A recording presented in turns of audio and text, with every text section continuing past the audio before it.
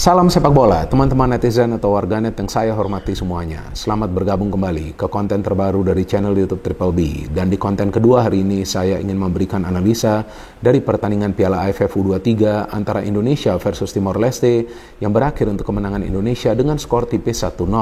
Dengan hasil akhir ini berarti Indonesia membuka peluang untuk lolos ke babak semifinal sebagai runner-up terbaik sambil menunggu hasil akhir dari pertandingan antara Thailand versus Kamboja dan antara Vietnam versus Filipina yang tentu di atas kertas seharusnya Thailand dan juga Vietnam bisa mengatasi Kamboja dan juga Filipina, dan kita harapkan seperti itu agar timnas Indonesia U23 bisa lolos ke babak semifinal.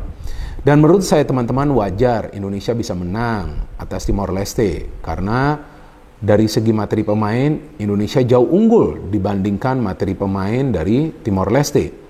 Tapi seperti yang juga saya sering jelaskan ketika saya membuat konten tentang timnas Indonesia, apakah itu di level senior, di level U23, level U19, atau juga di level U16, bahwa sangat penting bagi para pemain agar jangan melakukan kesalahan yang bisa dimanfaatkan oleh para pemain tim lawan. Dan di first match lawan Malaysia, ada beberapa kesalahan dari para pemain Indonesia yang akhirnya bisa dimanfaatkan oleh para pemain Malaysia sehingga mereka bisa mendapatkan penalti dan kemudian mencetak gol juga ya dari open play. Dan di pertandingan semalam sama juga teman-teman. Ya, kalian yang nonton pertandingan ini secara live kan bisa melihat di menit-menit awal banyak sekali para pemain Indonesia yang tidak bisa memberikan passing dengan benar sehingga bisa direbut oleh para pemain Timor Leste. Tapi bagusnya bagi Indonesia bahwa para pemain Timor Leste sulit untuk bisa menciptakan peluang. Karena mereka tidak bisa memberikan umpan kunci terakhir yang sukses. Bahkan banyak umpan-umpan silang mereka itu yang melenceng. Artinya apa? Bahwa ada kesulitan juga bagi para pemain Indonesia untuk bisa memberikan passing dengan benar. Sehingga memang itulah yang dimanfaatkan oleh para pemain Timor Leste. Dan kesulitan kedua bagi para pemain Indonesia adalah dalam urusan melakukan finishing yang juga sama. Kita sering lihat di level senior, di level U19, atau juga di level U16. Artinya apa yang dikatakan oleh Coach Sintayong selama ini kan benar, bahwa para pemain Indonesia sangat sulit untuk bisa melakukan finishing, dan yang kedua, sering sulit untuk bisa memberikan passing secara akurat. Nah, artinya dua masalah inilah yang harus dibenahi oleh para pemain dari timnas Indonesia U23 jika mereka ingin lolos sampai ke final dan tentunya menjadi juara. Karena sebetulnya, seperti yang saya jelaskan juga sebelumnya, dari segi materi pemain, ya para pemain kita bagus-bagus kok, walaupun nggak lengkap. Tapi kita sebetulnya punya pemain-pemain yang bagus. Cuma memang saya melihat ada beberapa pemain yang baru pertama kali ya bermain di event AFF, tampaklah agak sedikit gugup, sehingga mereka mudah panik, dan mereka sering mengambil keputusan secara cepat, yang justru tidak efektif ya ketika membangun serangan atau ketika memang sedang bertahan. Jadi memang ketenangan juga adalah faktor yang penting. Dan yang menarik bagi saya teman-teman bahwa Coach Sintayong merubah formasi di pertandingan kedua ini, kali ini memakai formasi 4-3-3. Apa sebetulnya yang diinginkan oleh Coach Sintayong dengan memakai formasi 4-3-3? Yang dia inginkan tentu adalah agar timnas Indonesia bisa menciptakan banyak peluang dan tentunya mengkonversikan banyak peluang tersebut. Jadi untuk bisa menciptakan banyak peluang, Coach Sintayong juga menurunkan lebih banyak penyerang di depan. Karena kali ini mengandalkan 3 pemain di depan. Tidak seperti sebelumnya, ada Sananta dan juga ada Irfan Johari. Kali ini ada 3 pemain nih. Ada Sananta sebagai striker, kemudian dibantu Kelly Schroyer di kiri, dan ada Abdul Rahman di kanan. Nah, Kelly ini bagus pergerakannya, tapi Abdul Rahman ini gak begitu baik lah ya performanya, mungkin karena ya ini baru awal ya bagi dia ya bermain di Piala AFF U23, jadi dia membutuhkan waktu lah untuk beradaptasi ya agar bisa membentuk chemistry dengan Ramadan Sananta. Tapi Kelly Schroyer bagus banget di pertandingan semalam, dan Ramadan Sananta seharusnya mencetak hat-trick sih di pertandingan semalam. Banyak sekali chance yang dia miss kan, sayang banget. Tapi ya untung juga dia bisa mencetak 1 gol, dan itu adalah gol yang sangat vital bagi timnas Indonesia karena yang membawa timnas Indonesia meraih kemenangan, satu-satunya gol. Walaupun ya ada juga Sananta mencetak gol kan di babak kedua, tapi dianulir karena dinilai offside. Padahal kita semua sudah bisa melihat, bukan cuma dari tayangan ulang, tapi ketika pertandingan lagi berjalan open play itu, ya, saya sebetulnya sudah melihat nih Ramadan ini nggak offside, tapi Mungkin juga kan saya salah, karena kejadian itu kan cepat ya, ketika Beckham Putra memberikan umpan. Maka itu saya juga menunggu lagi replay, jangan-jangan saya salah nih. Tapi saya melihatnya sih, kayaknya sih gak offside. Ternyata betul kan, gak offside. Nah ini juga yang saya jelaskan di konten sebelumnya, bahwa ya inilah kualitas wasit di level AFF. Nah seperti ini, gawat banget. Jadi saya harapkan juga seharusnya adalah ya komunikasi dari PSSI ke pihak AFF untuk juga menjelaskan tentang kejadian yang terjadi di pertandingan semalam. Meskipun Coach Sintayong juga telah menjelaskan ya di sesi preskon setelah pertandingan. Tapi dari PSSI pun perlu nih, ya kan, memberitahu nih ke AFF. Ini kejadiannya bukan sekali, tapi udah 2 kali. Di pertandingan Malaysia juga kan saya jelaskan. Itu pemain Malaysia, Fergus Tierney, itu jelas diving. Tapi wasit menganggap itu penalti. Nah, jadi ini kualitas wasit ya seperti ini. Jadi ya kalau kita mau mengeluh, kita mau membuat memes-nya juga di social media, percuma. Bisa juga nanti terulang di pertandingan semifinal. Apakah itu di pertandingan Indonesia atau mungkin di pertandingan lainnya.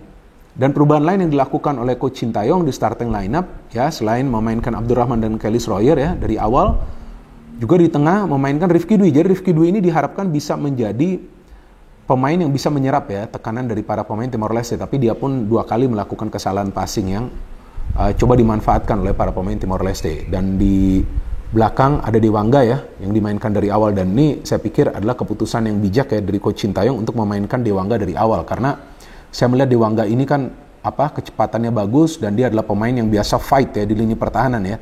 Dan juga Arkan Fikri bermain Beckham Putra ya, yang menurut saya adalah man of the match di pertandingan semalam, walaupun dia tidak mencetak gol, tapi umpannya itu mahal banget ke Ramadan Sananta, dan dia adalah pemain yang paling banyak memberikan umpan yang sukses, bahkan dia yang memberikan assist kan, seperti yang tadi saya katakan. Dan Frankie Misa seperti biasa bermain, tapi seperti juga di pertandingan pertama banyak kehilangan bola, hanya fokus dalam menyerang. Dan aduh, ngeri banget ya kalau Frankie Misa ini ya mainnya ya, terlalu ofensif dan banyak banget kehilangan bola, tapi mungkin memang gak ada pilihan lain bagi Coach Sintayong di posisinya Frankie Misa, Hernando Ari seperti biasa, Bagas Kava. And so dari jalannya pertandingan, ya itu dia, para pemain Indonesia langsung tancap gas, tapi karena sering kehilangan bola, maka para pemain Timor Leste juga cobalah untuk menciptakan peluang.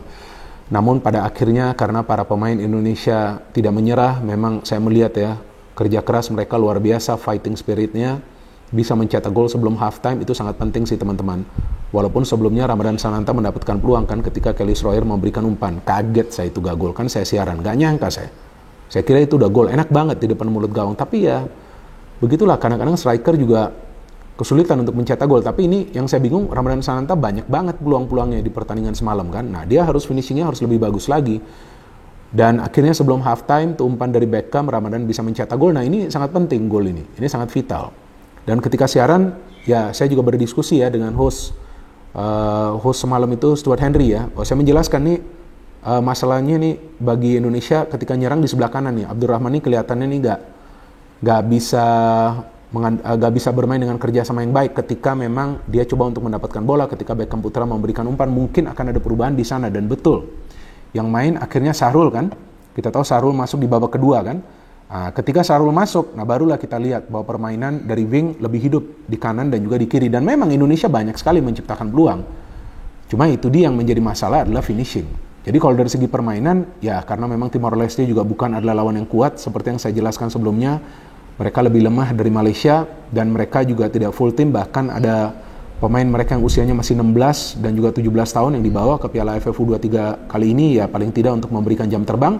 Ya wajar lah mereka kalah, tapi seharusnya Indonesia bisa menang dengan jumlah gol yang banyak, tapi yang penting bisa menang, udah itu saja, untungnya bisa menang, itu yang paling penting. Jadi ya masih ada peluang untuk bisa lolos ke babak semifinal. Dan satu catatan penting yang perlu kita garis bawahi dari pertandingan semalam adalah stamina dan juga fisik dari para pemain Indonesia yang tidak menurun sepanjang jalannya pertandingan. Ini beda dengan para pemain Timor Leste yang tampak sudah kelelahan. Jadi memang kalau dari segi fisik, stamina kita kuat. Sekarang yang perlu dibenahi adalah dari segi teknik permainan dan tentunya dari segi psikologi agar bermain dengan tenang. Pokoknya tenang aja karena memang nggak ada beban juga atau target untuk menjadi juara. Dan tentu kita semua ya supporter dari Timnas Indonesia yang merupakan pemain ke-12 terus memberikan support secara positif Dan kita harapkan para pemain bisa memberikan yang terbaik bagi Merah Putih, dan juga nanti jika lolos ke semifinal, gak perlu takut lawannya siapa. Yang penting seperti yang tadi saya katakan, ya pastinya benar, kalau dapat peluang, kalau perlu dari peluang pertama itu sudah mencetak gol. Dan tentunya kita harapkan wasitnya jangan aneh-aneh lagi dan jangan error. Ini sudah di 2 pertandingan loh, wasitnya ini melakukan kesalahan 2 pertandingan berturut-turut loh, di pertandingan Indonesia loh. Nah maka itu nih sebetulnya nih seharusnya ada komunikasi dari pihak PSSI ke AFF, menanyakan kenapa bisa seperti itu.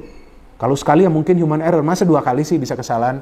Tapi selain itu juga, ya seperti yang tadi saya katakan, passingnya benar, jangan banyak kehilangan bola, dan finishingnya harus bagus.